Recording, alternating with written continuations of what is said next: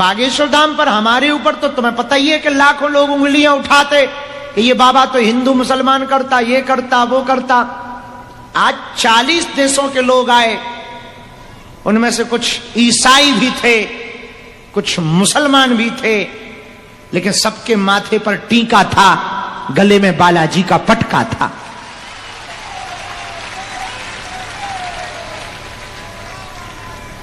ऐसी बात कह के हम भारत में कोई नया विवाद नहीं खड़ा करना चाह रहे,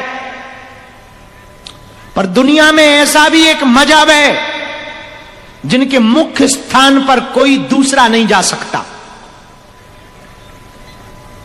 और नाम ले भी ले तो बुराई नहीं, काबा। मक्का मदीना में गैर मुसलमान प्रवेश नहीं कर सकता, लेकिन देखा तुमने सनातन कितना अद्भुत है, ये सबको गले लगाना जानता है। पर कोई प्यार से आए, कोई सीताराम गाए तो, नहीं तो ठटरी बराए।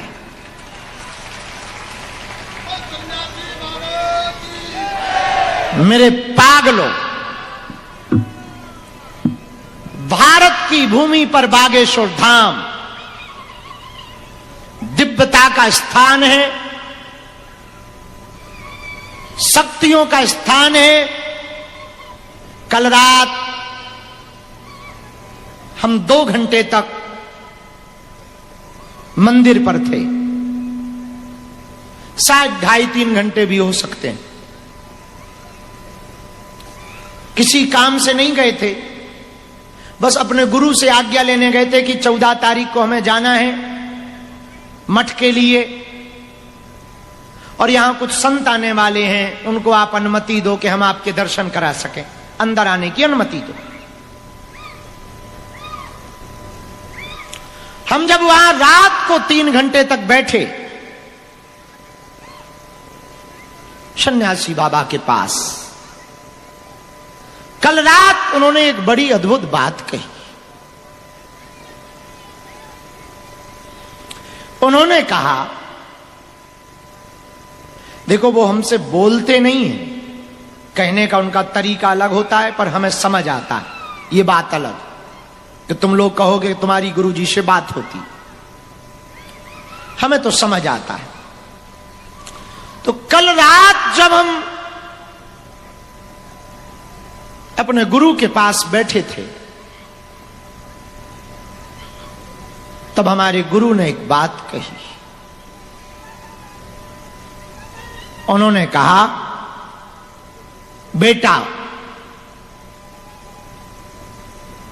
इस भारत के लोगों को, इन भारतीयों को यदि प्रसन्न करना है,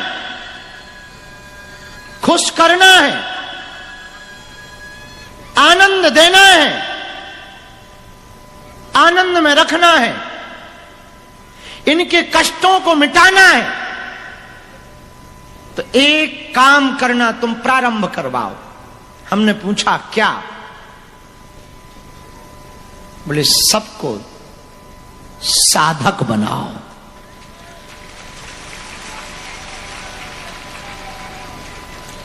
सब साधक हो जाएंगे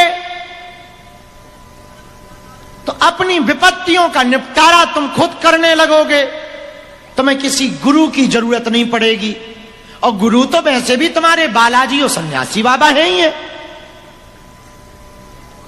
फिर तुम्हें बाबाओं के चक्करों में पड़ करके अपनी आस्था को ठेस नहीं पहुंचाना पड़ेगा। यदि तुम स्वयं साधक हो जाओगे तो तुम खुद ही बाबा हो जाओगे। और कितनी बढ़िया बात थी, बड़ी पते की बात थी। तो हमने अपने गुरु से पूछा कल रात कि सबको साधक कैसे बनाएं। उन्होंने कहा, थोड़ा तुम टाइम निकालो, पहले खुद साधना करके आओ, फिर यहां पर 11-11 दिन का साधना का सत्र चलाओ। यहां 11 दिन लोग रुकें, साधना करें, उस साधना को सीखें और फिर उसे घर पर रेगुलर करें और साल भर में उनको 11 दिन के लिए बुलाओ, वो साधना सीख कर जाएं, वो प्रसन्नता पाकर जाएं। और वो जब घर पर करेंगे तो यहां से जब साधक बनकर जाएंगे तो घर पर भी साधक रहेंगे, अब वो पक्के साधक हो जाएंगे। और ये बात तो बड़ी तार्किक है। भारत को हम लोग विश्व गुरु बनाने की बात करते, हां या ना? क्या कहते हैं? भारत विश्व गुरु हो। क्या हो? विश्व गुरु। पर भारत विश्व गुरु कब बन सकता? जब ज्यादा यहां गुरु हो। और वर्तमान में है क्या? ज्यादा चेले हैं। जब आप अपने आप में ही साधक हो जाओगे, साधनाओं को साधने लगोगे, दिव्य शक्तियों को महसूस करने लगोगे, सन्यासी बाबा को अनुभव कर पाओगे, तब मेरे पागलों, तुम्हें मंगलवार को भराने की जरूरत ना पड़ेगी। तुम जिस दिन आओगे वो दिन मंगल ही होगा।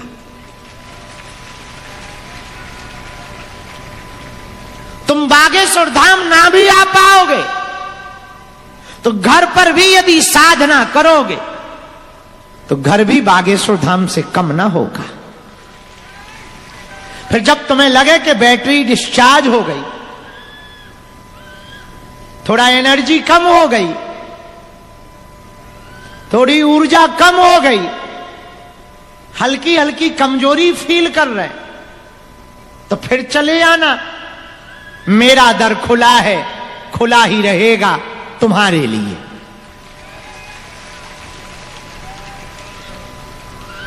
आज हम फिर तुमसे कहेंगे, भारत में विपत्तियां तो बढ़ ही रही।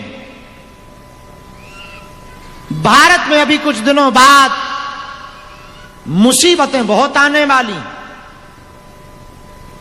पर भारत यदि चाहे आज सनातन के बल पर पूरी दुनिया को समाधान दे सकता है।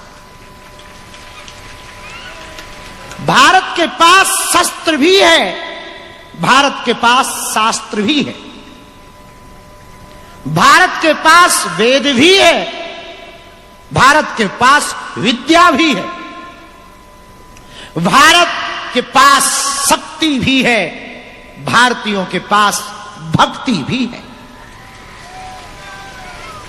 भारत तो नित नई ऊंचाइयां छू ही रहा, लेकिन बदलती हुई मौसम, बदलती हुई परिस्थिति भारत में एक बात विचित्र कर रही। तरह तरह की तबाहियां, तरह तरह के अड़चन भारत में आ रहे हैं। मेरे पागलों,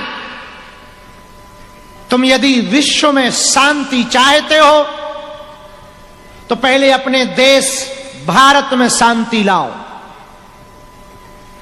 भारत में शांति चाहते हो तो पहले प्रदेश में शांति लाओ। प्रदेशों में शांति चाहते हो तो पहले जिलों में शांति लाओ। जिलों में शांति चाहते हो